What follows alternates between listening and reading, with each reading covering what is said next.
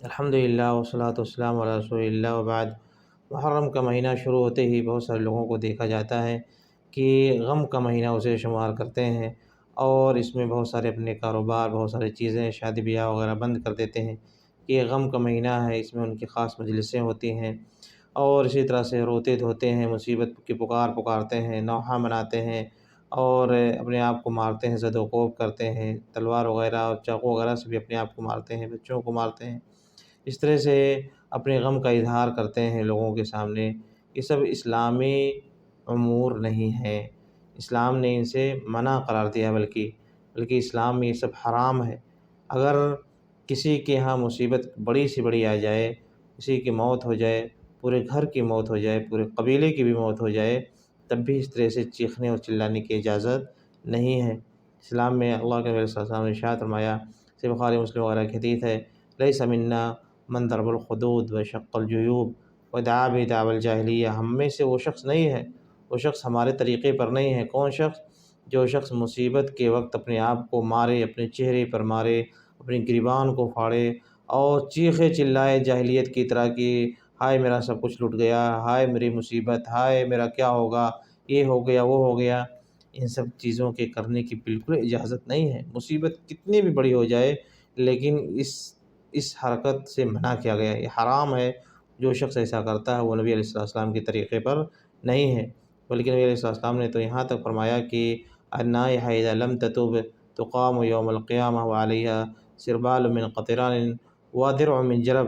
اگر چیخنے چلانے والی عورت جو مصیبت کے وقت کسی کی موت پر چیختی چلاتی ہے، نوحہ کرتی ہے، اگر وہ عورت، عام طور سے عورتیں کرتی ہیں، اس وجہ سے عورت کا ذکر ہے، لیکن کوئی بھی، چاہے وہ عورت ہو چاہے مرد ہو، اگر کوئی ایسا کرتا ہے، چیختا چلاتا ہے کسی کی موت پر، کسی کی مصیبت پر، تو وہ قیامت کے دن جب کھڑا ہوگا وہ شخص، چاہے وہ عورت جب کھڑی ہوگی تو اس کی حالت یہ ہوگی کہ اس کو تارکول کے کپڑے پہنے جائیں گے اور خارشی کپڑے پہنائے جائیں گے۔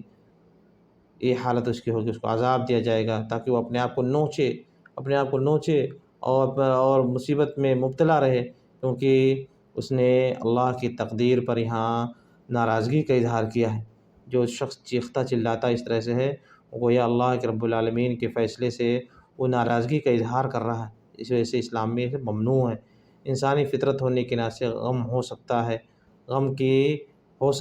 غم ہونے کی وجہ سے اس کے آنسو بہتے ہیں، اور پریشانی اس کو ہوتی ہے، اتنی کی اجازت ہے، لیکن چیخنے چلانے کی اور گریبان پھاڑنے کی، اپنے آپ کو مارنے کی اور بال حلق کر دینے کی، شیو کر لینے کی، ان سب چیزوں کی ہلکی اجازت نہیں ہے۔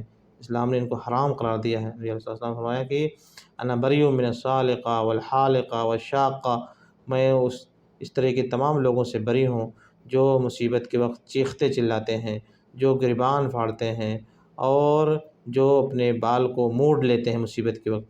یہ سب کیا ہے؟ یہ سب ہمارے طریقے پر نہیں ہے، میں ان سے بری ہوں، نبی علیہ السلام بیان فرماتے ہیں۔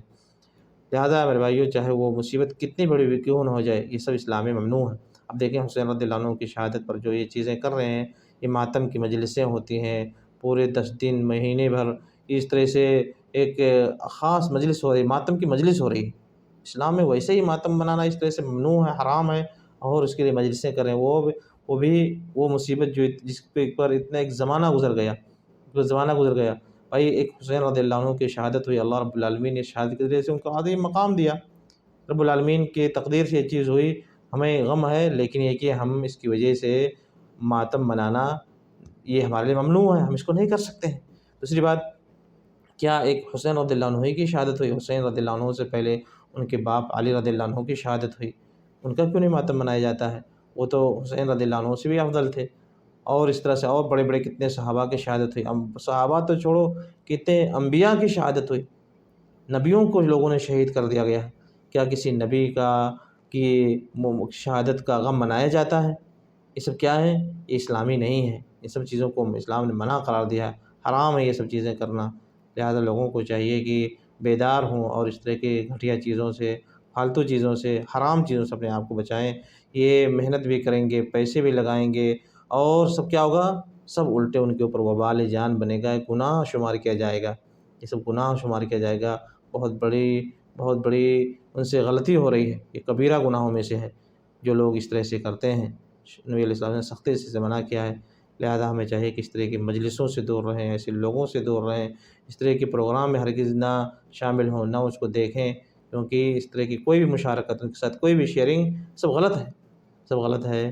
اس طرح کی چیزوں سے دور رہنا چاہیے۔ اللہ رب العالمین ہمیں اس طرح کے خرافات سے بچنے کی توفیق عنایت فرمائے، آمین۔ وصلی اللہ وسلم علی نبینا محمد۔